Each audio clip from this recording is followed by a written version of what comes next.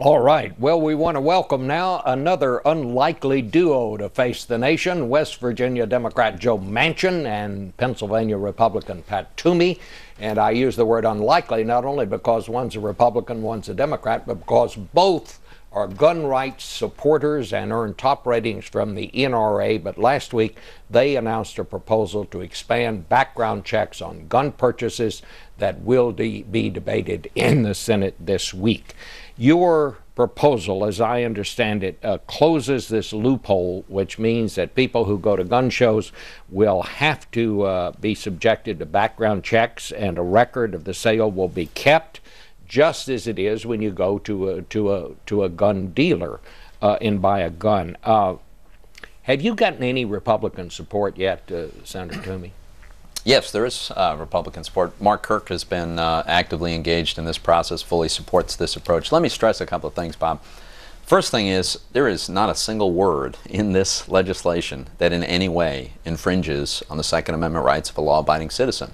But we think that the laws that make it illegal now for a criminal or a potentially violent, dangerously mentally ill person to have a weapon, that's the law of the land, we think that makes sense, and we think a background check to help increase the likelihood that we'll be successful in keeping guns out of the hands of very dangerous people, it just makes sense. It's common sense. And so I think when people see the bill, they're going to support it. You know, Senator Rubio, you just heard Senator Rubio, I think you're going to have a problem with him. He does not seem to think any gun laws really, as he put it, work. Marco was very articulate in saying the things he'd like to see in a bill and he could support, and all I'm saying is I hope he has time.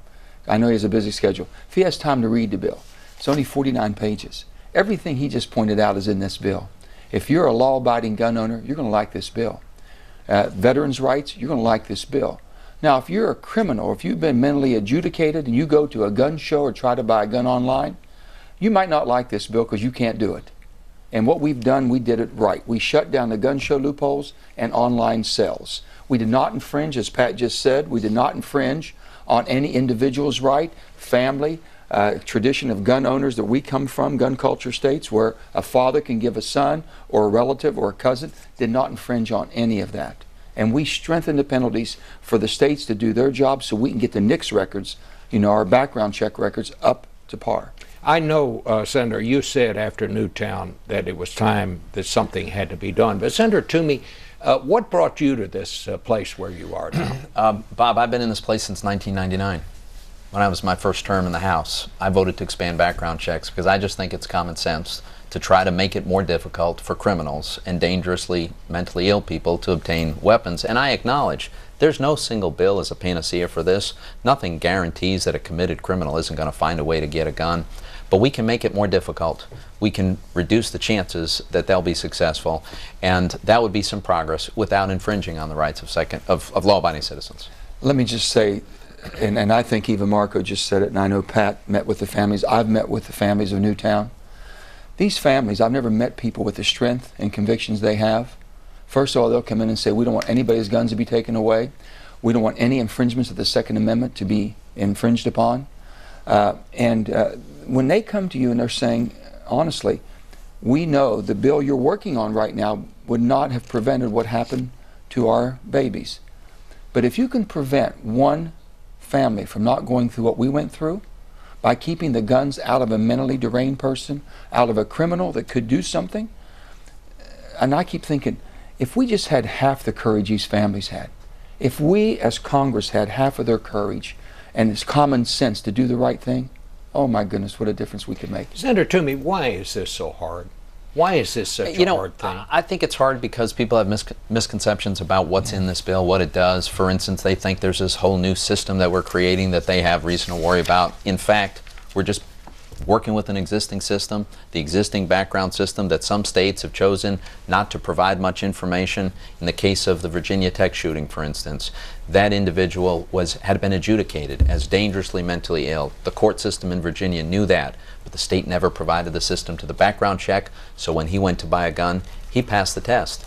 Now, under our bill, we create greater incentives for states to provide this kind of information, so hopefully they will, and someone like him might be denied in the future.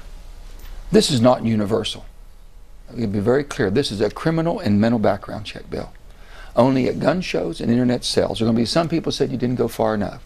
Some are saying you went too far. But if they'll look at the bill, what we did right. And we have cut down the loophole in the gun shows and those on internet sales, Bob. And that's what we tried to do. And we made no exceptions on that. And you know, we're not infringing on people's rights. We're just not infringing on their rights. And a law-abiding gun owner, I come from a gun culture state of West Virginia. Senator, let me just stop right there. We're going to talk about this some more, but we've got to take a break here, and then we'll be right back with more from these two senators.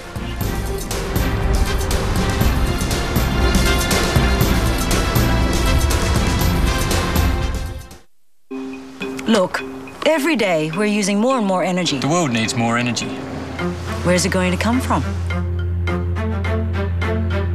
That's why right here in Australia, Chevron is building one of the biggest natural gas projects in the world. Enough power for a city the size of Singapore for 50 years. What's it going to do to the planet?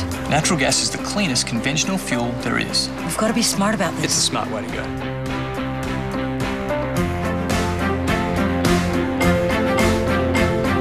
All stations come over to Mission A for our final go. It's for real this time. Step 7.212. Verify and lock. Command is locked. 5 seconds. 3, 2,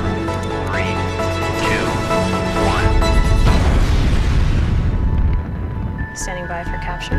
The most innovative software on the planet Dragon is captured. is connecting today's leading companies to places beyond it. Siemens answers. Back now with Senators Manchin and Toomey. Senator Toomey, there are going to be a lot of amendments. I mean, this is going to go on for a while.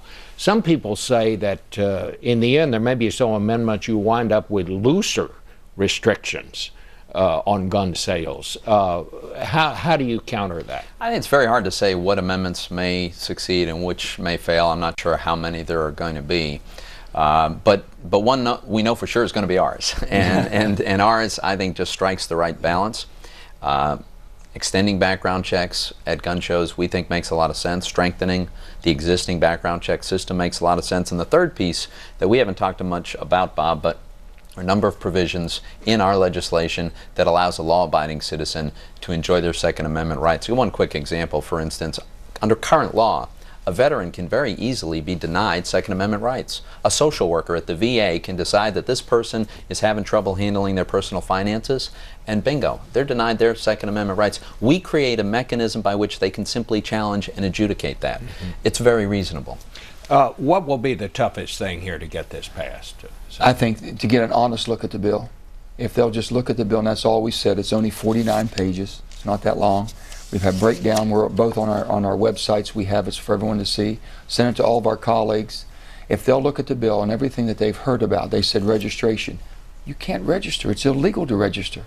You can do a background check and you can keep a record, but by law today, we doubled down, Pat and I, and basically said, if any agency tries to do a registration, to have a national registry, it's a felony, 15 years imprisonment. Those kind of restraints aren't there today. How many votes do you think you have right now, would you say? Well, we're close, but we need more. You need more. We're close. We're working it. We're discussing with colleagues on both sides. We've got bipartisan support, but there's bipartisan opposition. So well, you mentioned one Republican. Do you have any other Republicans at this point? We have others that we're confident about. I'm not sure they've announced it, so I don't want to announce. Well, I was proud to see Susan Collins came out openly. She's on. That was last night. Last night, and Susan, just what a beautiful lady. But she's got courage. So, where do you see? How do you see this debate unfolding now? I mean, how soon will your amendment be offered? Well, I think it's likely that we'll have the vote by Wednesday or Thursday. On your bill? We're going to start tomorrow. Pat and I will start on the floor tomorrow around 2:30, and we're going to talk about the bill and go through it line by line, section by section. Every misnomer out there, every falsehood that we can talk about to bring light to it. This will go on, and I think the more that people will take time to learn more about this bill, we'll get more support. And if they give the support to their representatives, I think maybe they'll see the right. Are you the two of you going to be together on all of these votes that are going to be coming here? Or well, we don't know what votes are coming, so it's hard to say that for sure. I mean, I think Joe and I both NRA members with A ratings with the NRA, so chances are we probably see the things roughly the same way. But until we actually see the what has the NRA said to you all? We've had open discussions. I think everyone should be at the table, and we've been very open and honest and had good discussions. There's some things that they brought up that we have looked at this bill. When they said, listen, we supported this 10 years ago, and the government didn't do its job, DOJ, they were right.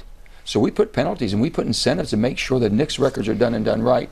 At the end of the day, they won't be with us on this, and I just would hope that they would allow their members to see the facts and let them vote with their conscience. Do you think you'll get any conservative Democrats?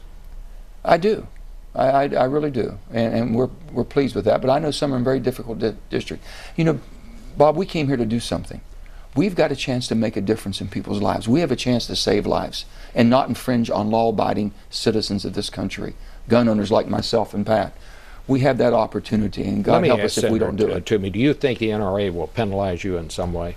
Oh, I don't know. You know, we've had a good relationship over the years. We disagree on this. Bob, you know, the chips will fall where they fall. I think my job is to do what I think is right. All right. Well, that's a good place to end this. Thanks to both of you Thank for you, being Bob. with us. Hope we'll see you later. Absolutely. Back in a minute.